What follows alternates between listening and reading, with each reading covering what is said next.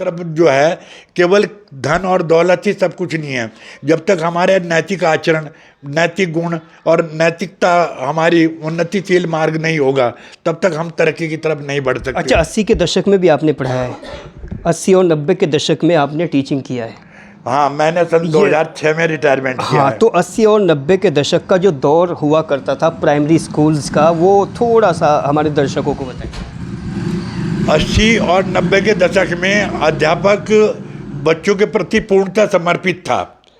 और सबसे पहले मेरा तो अपना खुद का उद्देश्य ये देखा है कि जब हम स्कूलों में हमारी बारंबार मीटिंग होती थी, और मुझे एक अतिरिक्त सौभाग्य मिला है जो पूरे उत्तर प्रदेश के अंदर मुझे एक नैनीताल में इंद्रधनुष किताब लिखने का सौभाग्य प्राप्त हुआ। अच्छा, कंटेंट क्या रहा उस बुक का? उस किताब का नाम था इंद्रधनुष। उस किताब का था कि प्राइमरी स्कूलों में चारित्रिक शिक्षा को कैसे उठाया जाए। उस किताब के अंदर जितने भी मैंने लिखा, वहाँ लेखन में मैं अकेला ही लगभग पढ़ गया था, क्योंकि मेरे द्वारा वहाँ गीत, काव्य और कहानी तीनों चीज़ लिखी गई। और वहाँ एक लेडी आई थी, ब्रिजेट स्मिथ, इंग्लैंड की, उन्होंने हमें ट्रेनिंग देती थी वो, और उसके बाद हमने लेखन किया, और उस लेखन में मुझे सर्वोपरि पुरस्कार भी वहीं पर भी उपलब्ध हुआ। अगर आप जैसे यानी कवि दिमाग के, कवि सोच के और राइटर सोच के लोग टीचर बन जाए तो किस तरह का बदलाव आ सकता है? पूरा समाज एक ऐसे दायरे में आके खड़ा हो जाएगा। बच्चों को एक रुचिकर मेथड चाहिए, क्योंकि आजकल के बच्चों में जो रुचिकर मेथड है, जो ऑफिस में बैठे हैं अधिकारी लोग, क्या उनकी जो भावना है वो बताइए। वो जैसे बेसिक शिक्षा अधिकारी है या उससे ऊपर के लोग हैं, वो प्राइमरी लेवल को क्या सोचते हैं? जैसे आपने सेवा की है 15, 20, 30 साल। अब कोई लेवल नहीं रहा, अब तो केवल पैसा और वहीं तक सीमित है। अधिकारी क्या सोचते हैं प्राइमरी लेवल को, या वो सिर्फ अपनी एसी में ही बैठने तक महदूद? कोई गाइडलाइन ही नहीं है। मैंने कभी शिक्षा अधिकारियों में गाइडलाइन नहीं दी है। हमारे ज़माने में अक्सर एक ब्लॉक स्तर पर, जिले स्तर पर लगभग मीटिंग होती थी और कार्यशैली बनाई जाती थी। वहाँ बार बार सिखाने के मेथड दिए जाते थे, लेकिन अब वो मेथड नहीं आ पा रहे हैं। अब केवल अगर अधिकारी लोग स्कूल तक गए, बस थोड़ी देर के लिए निरीक्षण करा, 2 मिनट अध्यापक है या नहीं है, या उसको 2 ताड़ ना देकर चले गए। बेटे से बात करते हैं, आप भी अपना परिचय बताइए दीजिए और बताइए कि आपके जो पिताजी हैं इतने वर्सैटिलिटी उनमें अंदर है, 2 लाइन में क्या कहेंगे? जी भैया, मेरा नाम सौरभ है और लगभग मेरे पापा को टीचिंग करते हुए तो काफ़ी टाइम हो गया है, और वैसे भी सेवा दे रहे हैं यहाँ पे। मतलब ज्योतिष के लिए भी और वास्तुशास्त्र वगैरह का भी काफ़ी ज्ञान है पापा को, और काफ़ी मेहनत करी है इन्होंने, अपने बलबूते बहुत काम किया है। कहाँ पाते हैं आज आप अपने आप को, जब अपने पापा जी के सामने बैठते हैं तो खुद को कहाँ स्टैंड करते हैं? बस उनके सामने कहाँ स्टैंड हो जाएंगे हम, आप बहुत स्टेबल है। मेरा नाम प्रियंका वाली है और मैं इनकी बेटी की वाइफ हूँ। पुत्रवधू हैं? हाँ जी, तो पुत्रवधू हैं। आप अपने ससुर जी के बारे में? मेरी शादी को जब से मतलब 16 साल हो गए, तो तब से यही देख रही हूँ कि समाज सेवा ही कर रहे हैं, किताबें लिखते हैं। जब ये लिखते हैं मतलब चूँकि कवि मेंटलिटी है, उसी में खोए रहते हैं, जबकि समाज के अंदर पढ़ने की लिखने की आदतें ख़त्म हो चुकी हैं, तो ऐसे माहौल में आप किस तरह से कोई बात करते हैं अपने ससुर से, या उनको कुछ समझाते हैं कि इसका फ़ायदा क्या होगा?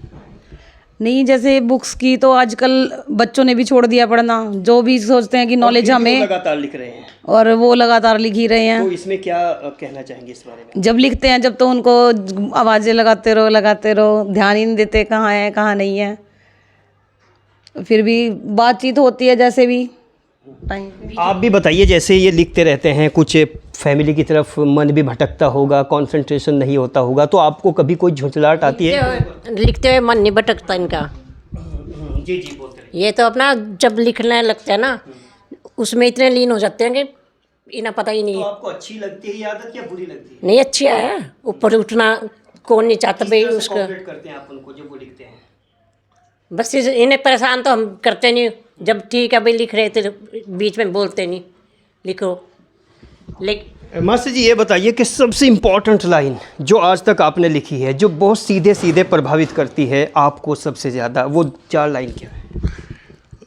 आज मैं दिखाऊंगा, मैं बहुत अच्छी तरह से एक चीज़ देना चाहूँगा कि संसार तूने भगवन कैसा यहाँ बनाया, नफरत भरी दिलों में जलना ही बस सिखाया।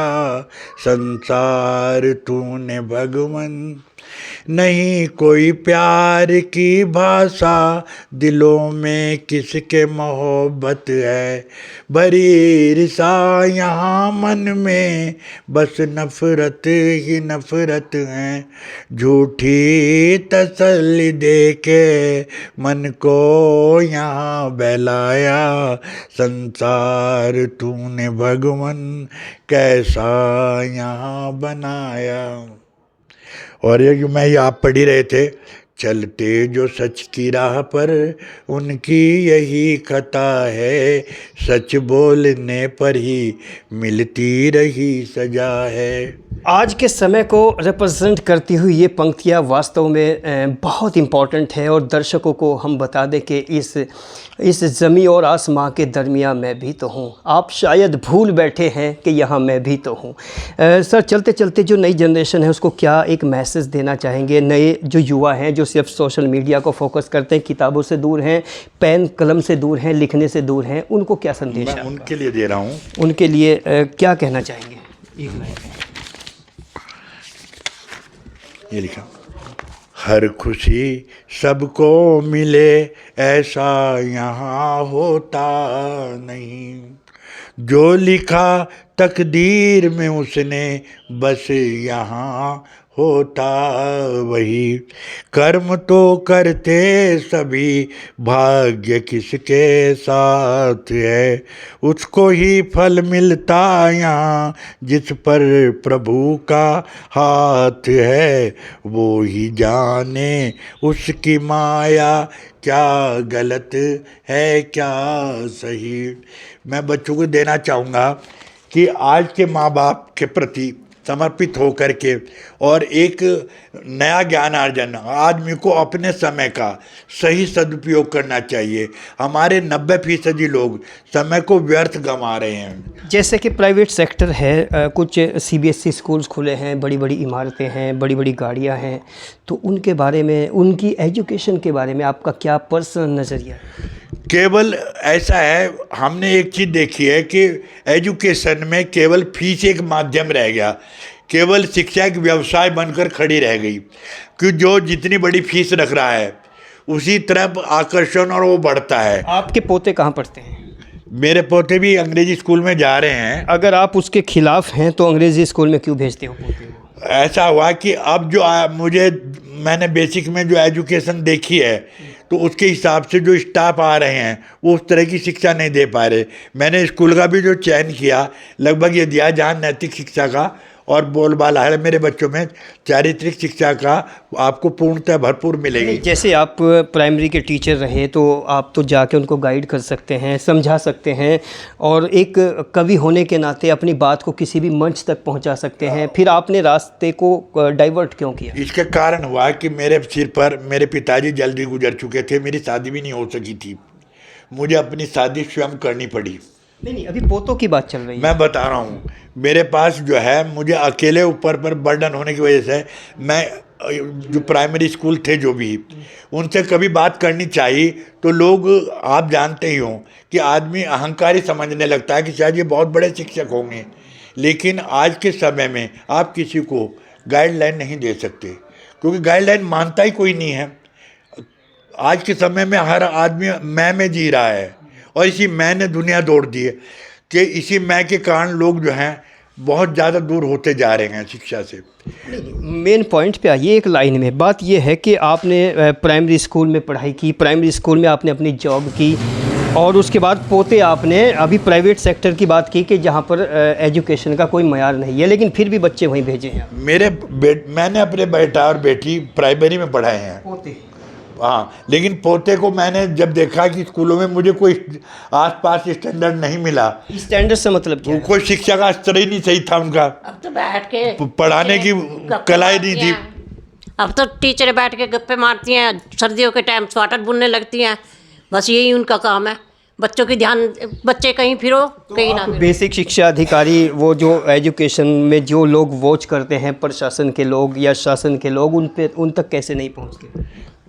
ऐसा है कि उसके बाद तो जैसे हमने इस विभाग से निकले थे और कोशिश की हमने 2-4 बार, तो अधिकारी लोगों में भी हमने कई देखा कि उसको गाइड कहने लगे आपका समय था, वो चला गया और आप अब क्या बात कर रहे हो, अब आपकी एजुकेशन जो है वो जिस तरह की चल रही है, अब हम रोज रोज तोड़ा ही फिरेंगे स्कूलों के निरीक्षण करते हुए। बोले उत्तर भी सही नहीं मिलते भाई साहब। तो कितने असंतुष्ट हैं आप पूरे सिस्टम से, एकेडमिकली? हम जो ये सिस्टम आया है इस टाइम, सबसे पहली बात तो मैंने वही बात बताई कि जिस देश का चरित्र चला जाए, वो देश कभी संस्कृति चली जाए, मानवता चली जाए, इंसानियत चली जाए, वहाँ सभ्यताएं कहाँ रह जाएंगी? आप मानते हैं कि हिंदुस्तान का चरित्र गायब है? बिल्कुल मान रहा हूँ। आज क्यों है, चारित्रिक शिक्षा की अभाव है बहुत, और सांस्कृतिक शिक्षा का अभाव है, और लोग जो है एक दूसरे पर कीचड़ उछालने वाली मैं की भावना वाले अहंकारित हो चुके हैं। जो कवि अकेले में तन्हाई में बैठे अपनी सच्चाई के साथ समझौता करके रो रहे हैं, उनके लिए क्या कहेंगे? कारण है कि जब कोई नहीं सुनता, क्योंकि आपने देखा होगा मीडिया में एकदम अपराध वाले लोगों को 1 घंटे में यहाँ कहीं दंगा या फिसाद हो जाए, वो मीडिया के चारों तरफ छा जाएगा। और एक लेखक, मैं 2400 गज़लें 2700 गीत लिख चुका हूँ। मैंने 26 गीत विवाह के लिखे हैं। आज मैं मैंने विवाह में भी त्रुटि आ रही है। मैंने देखा कि आपके जो विवाह की एल्बम हैं वो इतनी गलत हैं। सबसे पहले तो विवाह एक संस्कार है, वहाँ से भी संस्कार टूटा। मैंने उसी संस्कार के लिए मैं एक आपको संस्कार की बैठा कि मैं बस बात बताइए, उसको मैं कंक्लूड कर रहा हूँ। हाँ, जी जी हाँ जी बताइए थोड़ा सा। और संस्कार टूटा है? हाँ, कि संसार में मतलब जो है जो ये विवाह संस्कार टूटा है यहाँ पर? हाँ, विवाह संस्कार टूटे हैं, क्योंकि विवाह संस्कारों में भी एक दूसरे की जो मान्यताएं थी हमारी, जो हम बच्चों को घर से ही ऐसी प्रेरणा मिलती थी, जब बेटी विदा की जाती थी तो उसमें मैं एक विदाई गीत के माध्यम से उसमें नैतिकता का कितना ज्ञान है वो आपको अभी मिल जाएगा। बैठी डोली विदा हो चली लाडली, कितने नाजों से थी पली लाडली, बाबुल समझाए बेटी लाज रखना, सेवा अपने बड़ों की सदा करना, तभी बन जाए सबकी भली लाडली, बैठी डोली विदा हो चली लाडली। माँ की आँखों से आंसू भी रुकते नहीं, रिश्ते नाजुक हैं ऐसे तो बनते नहीं, गले माँ से लिपट के मिली लाडली, बैठी डोली विदा हो चली लाडली। ये जो संस्कारों को बहाने वाली एक नदी चली है भौतिकवादिता की, हाँ। इसके पीछे दुनिया की कौन सी ताकत आपको नजर आती है? आज का जो भौतिकवाद की जो ये लाइन चली है, इसमें हर जगह आदमी दौलत की तरफ भाग रहा है। मैं एक बार फिर मैं रिपीट करता हूँ, ये जो संस्कारों और सभ्यताओं को जिसने ख़त्म किया है, उस भौतिकवादिता की आंधी, उसके पीछे कौन है? पूरी दुनिया, इंटरनेशनल लेवल पर अगर मैं बात करूँ, ये केवल अंधी दौड़ है, लोगों की अंधी दौड़ को पैदा किसने किया? कोई तो क्रिएटर है। लालच, हर एक अंदर एक स्वार्थ लालच है, स्वार्थ है। हर आदमी एक स्वार्थी होता जाए, सेल्फिश हो गया है। मुझे मेरा संस्कार, मैं अच्छा हूँ, मेरे अंदर ये संस्कार है। हर आदमी एक स्वार्थ जा रहा है, और इस स्वार्थ ने हम लोगों को इतना गिरा दिया है कि हम इस स्वार्थ के आगे आगे बढ़ने की सोच भी नहीं पा रहे हैं। और ये एक कवि और एक लेखक और रिटायर्ड टीचर, इस तरह के हिंदुस्तान में कितने अनगिनत लोग हैं जहाँ की सभ्यता, यहाँ की तहजीब को